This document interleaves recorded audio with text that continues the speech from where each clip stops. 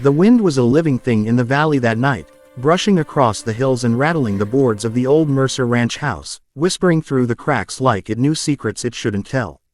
Clay Mercer stood in the barn, the air thick with the scent of hay, leather, and old wood.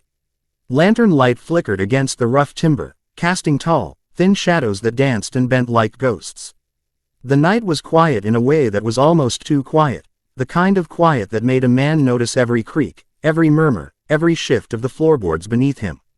Clay's fingers pressed against the workbench, knuckles white, as he leaned over slightly, feeling the ache pulse beneath the bandage that wrapped his ribs.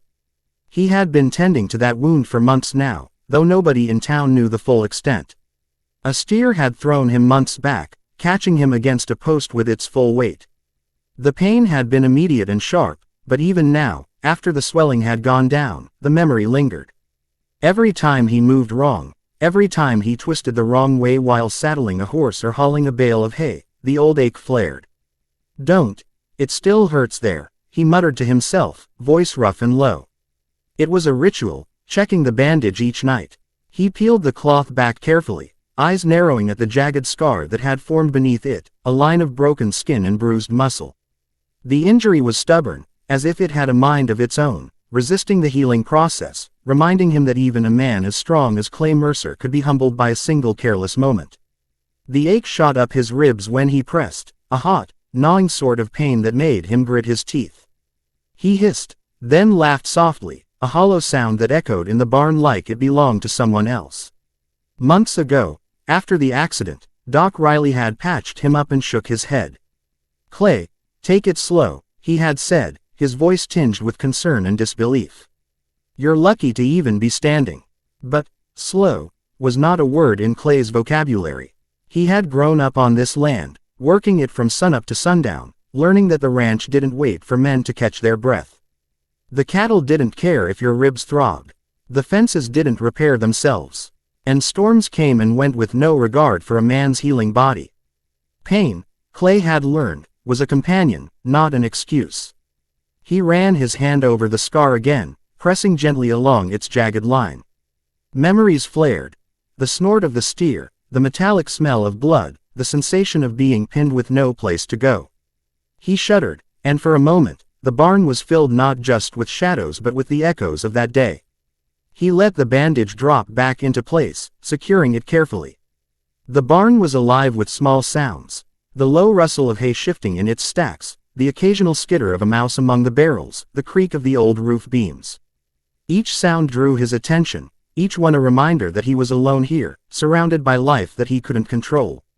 He preferred it that way. It was easier to face the ache when it was his alone, not under the watchful eyes of others.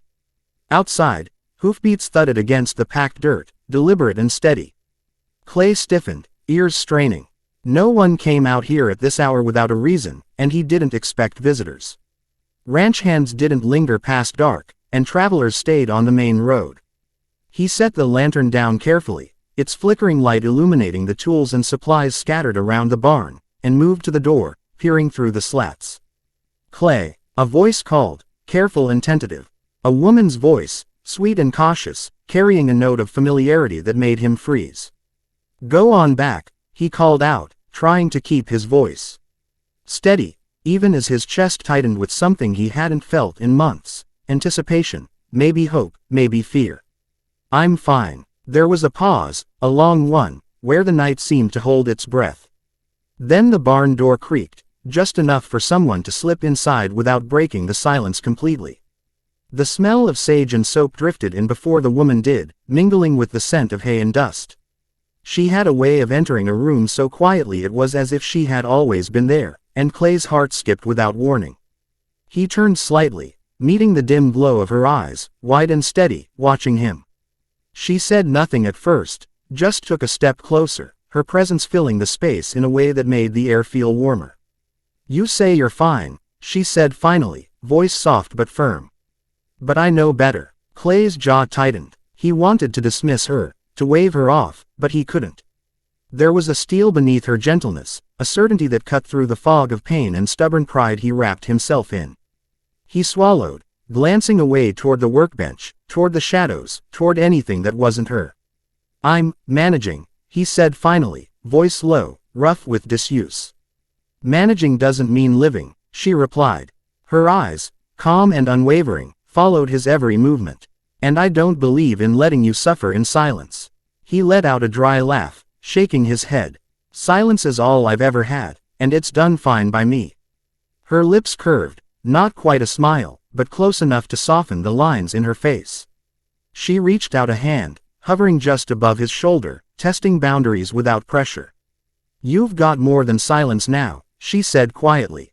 You've got me. Clay's chest tightened again. The ache in his ribs throbbed in time with his heartbeat, not from the old injury, but from the weight of the words she had spoken. He had spent months alone with his pain, believing it belonged to him alone, something private, something to be mastered or ignored. And yet here she was, offering presence instead of pity, care instead of concern. The wind outside moaned against the barn, rattling the lantern and tossing shadows across the walls. Clay's gaze fell to the ground, to the dirt-strewn floorboards, to the dust motes dancing in the lamplight. He could feel her there, steady, unwavering, and it forced him to acknowledge the truth he had been denying. The wound wasn't just physical. He had been hurting in more ways than one, and he had been doing it alone.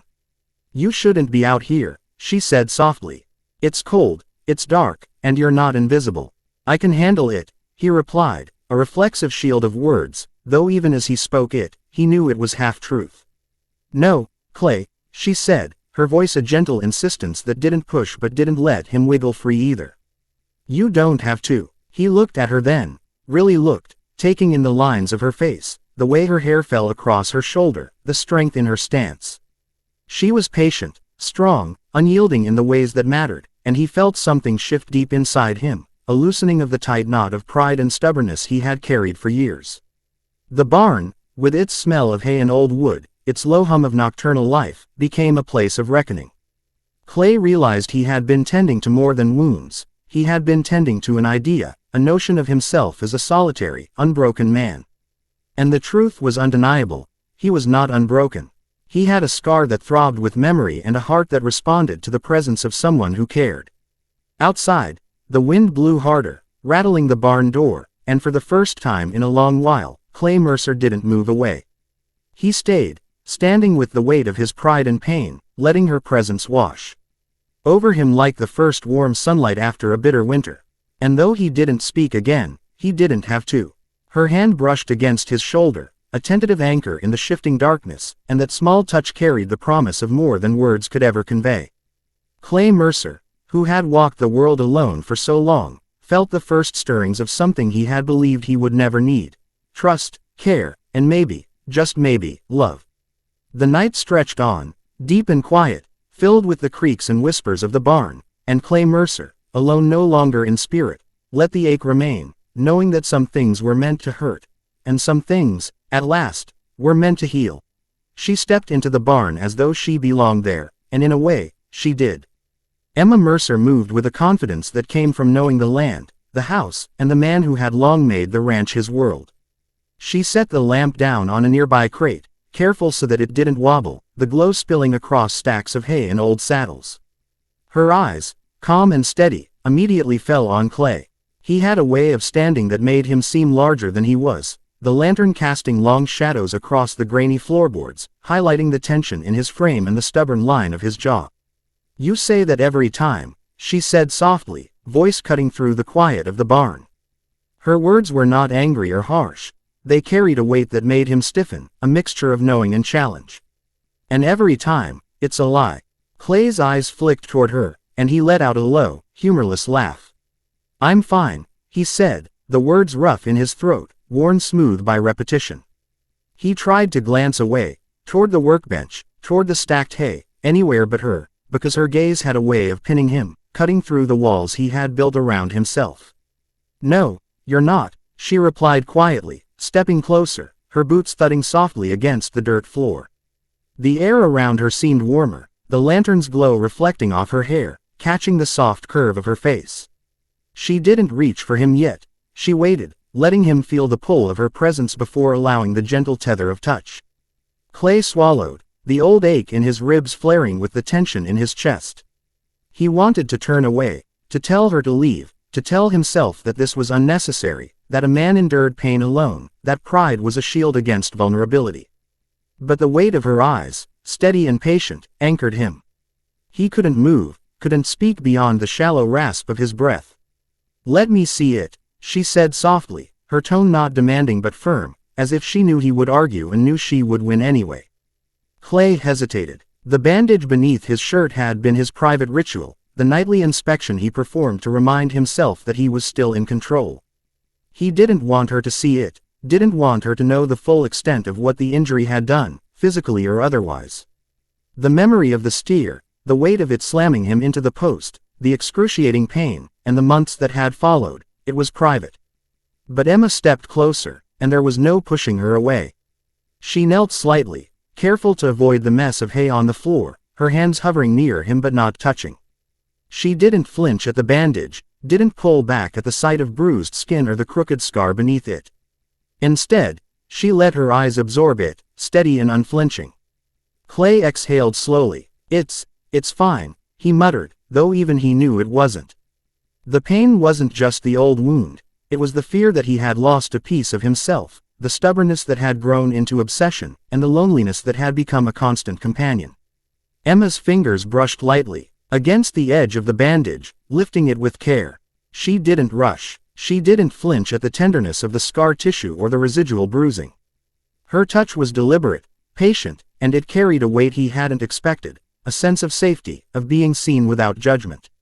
"You've been ignoring it," she said quietly, tracing the line of the scar with the gentlest of touches.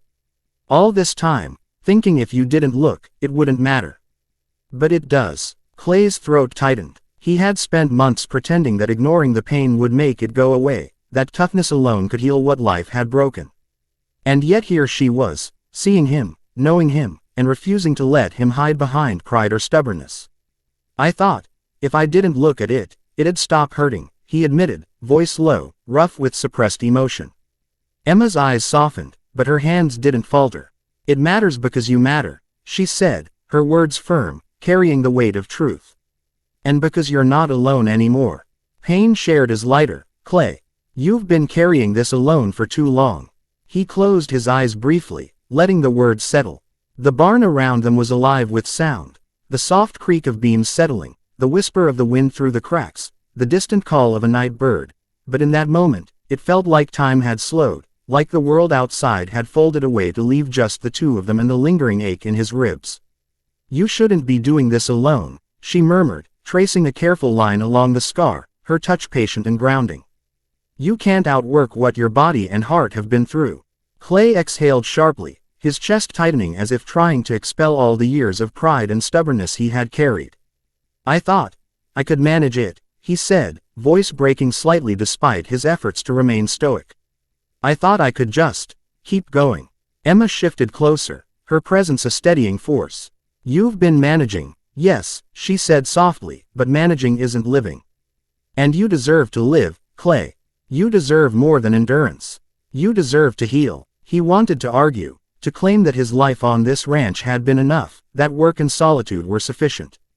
But he couldn't. The truth pressed against him, unyielding, undeniable.